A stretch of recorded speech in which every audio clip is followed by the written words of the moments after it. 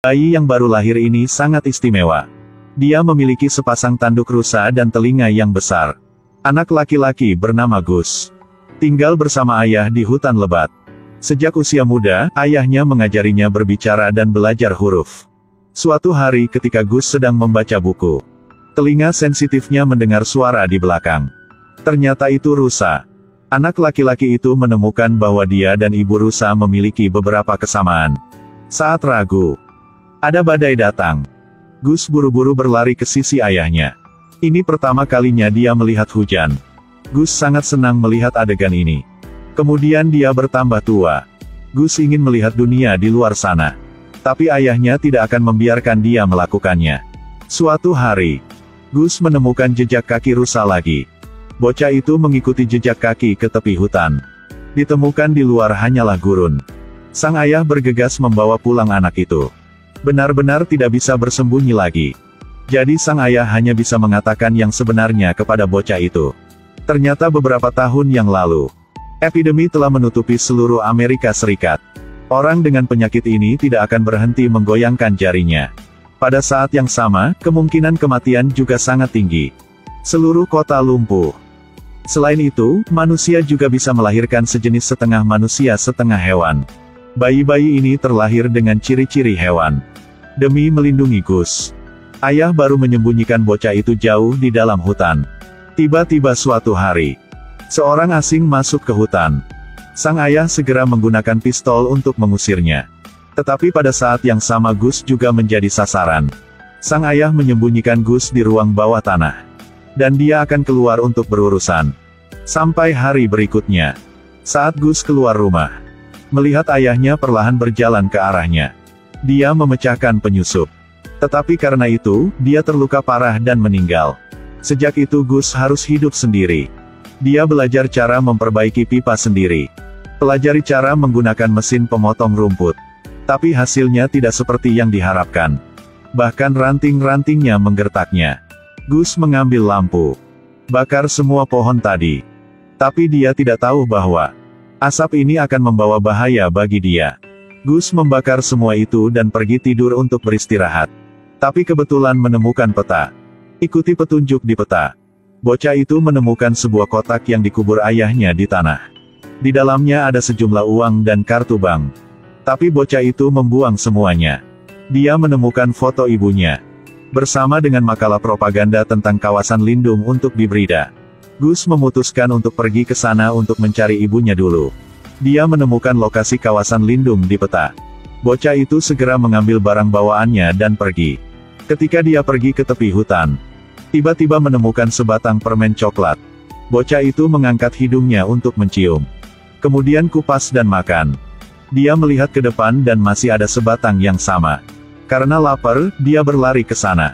Tapi permen coklat itu lari. Pada titik ini, bocah itu juga merasakan bahayanya.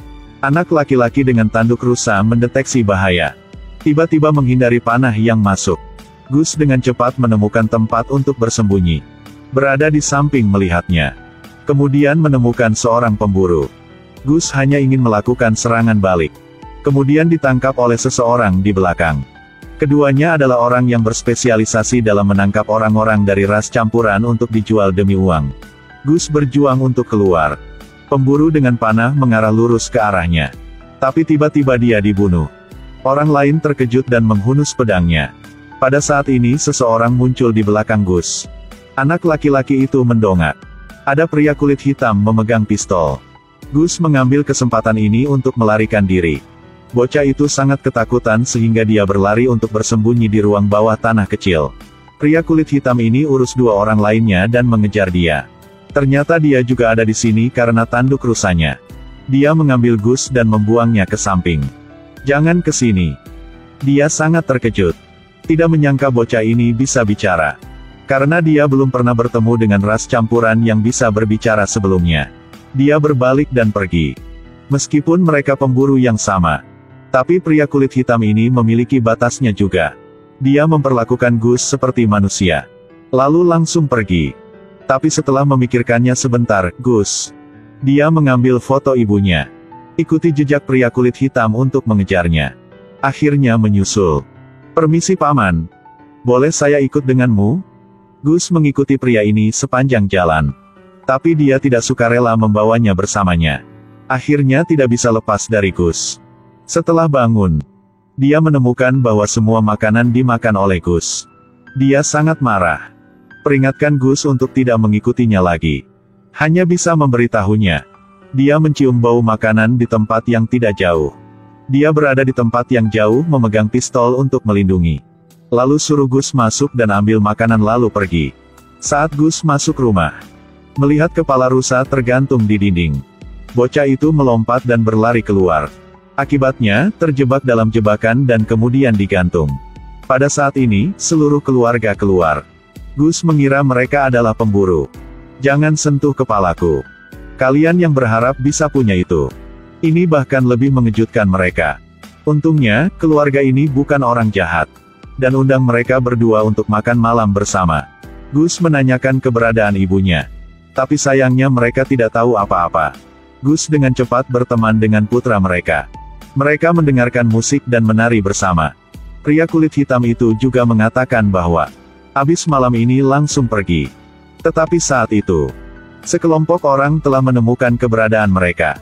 Di malam hari, pria kulit hitam ingin mengambil waktu ini untuk pergi. Tapi dipanggil kembali oleh bocah bertanduk rusa. Bocah itu memohon pada lelaki kulit hitam itu untuk membawanya bersamanya. Kemudian, telinga sensitif Gus telah mendeteksi seseorang di luar. Dia bisa mencium banyak orang di luar. Pria kulit hitam itu juga bersiap untuk bertarung. Tapi sangat sedih. Hanya tersisa 2 peluru. Dia melihat sekeliling sebentar. Menemukan perangkap binatang. Kali ini udah ada caranya. Pada saat ini, orang-orang di luar juga berteriak dengan keras.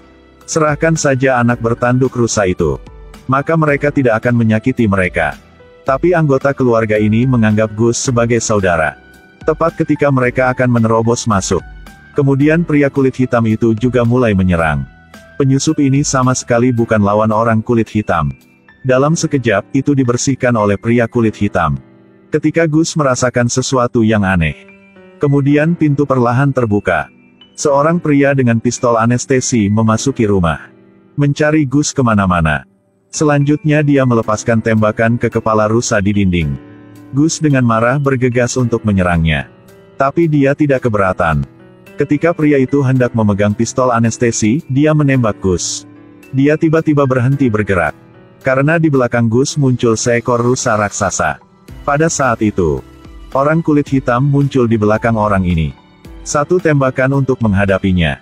Pada saat ini, rusa raksasa menghilang lagi. Ada bahaya yang tampaknya telah dipecahkan. Kemudian besok, Gus pamit pada anaknya.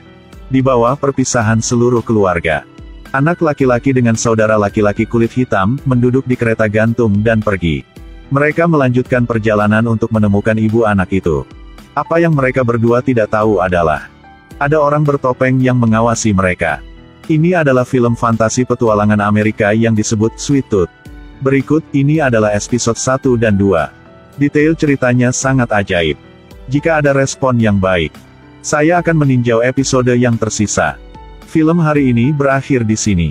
Terima kasih telah menonton.